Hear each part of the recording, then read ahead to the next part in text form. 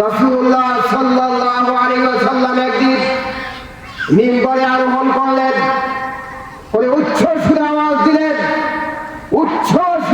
দিলেন, হে ইসলাম যারা গ্রহণ করেছে শোনো, তোমরা যারা ইসলাম গ্রহণ করেছে শোনো, তোমাদের কলিজার ভিতরে এখনো ঈমান প্রবেশ করে নাই।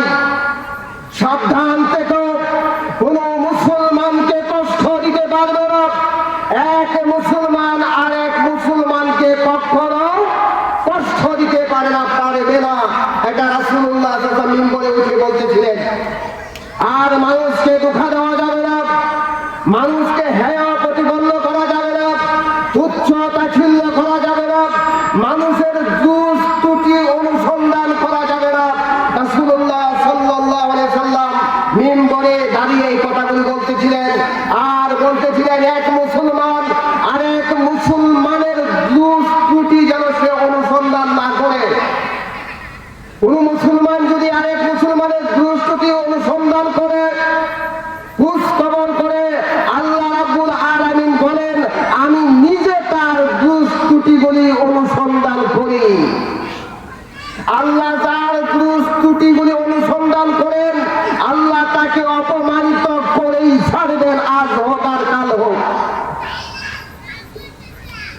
আল্লাহ নবী এগুলি বলতেছিলেন, আর বলতেছিলেন আল্লাহ যার পিছনে লেগে যাবেন, আল্লাহ যার পিছনে লেগে যাবেন, তাকে এই দুনিয়াতে হোক, আজ হোক আর কাল হোক, তাকে অপমানিত অপদস্থ জিল্লতি করেই ছাড়বেন, সে যদি তার বাহনের পেটের ভিতরে ঢুকে যায়।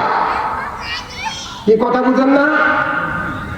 বাহনের পেটের ভিতরে, যদি উঠের পেটের ভিতরে, এবার বদ্ধ দূরের কথা, আপনার 10 তলা বিল্ডিং, 20 তলা বিল্ডিং, 50 তলা বিল্ডিং, যত বড় বিল্ডিং এই হোক, এই বিল্ডিং এর ভিতরে যেখানেই আপনি বানান, সেখানেই আল্লাহ রাব্বুল আলামিন অপদস্থ করিবেন, অপমানিত করেই ছাড়বেন। কেন? যদি সে আরেক মুসলমানের দোষ ত্রুটি তালাশ করে। মুসলমানের দোষ ত্রুটি তালাশ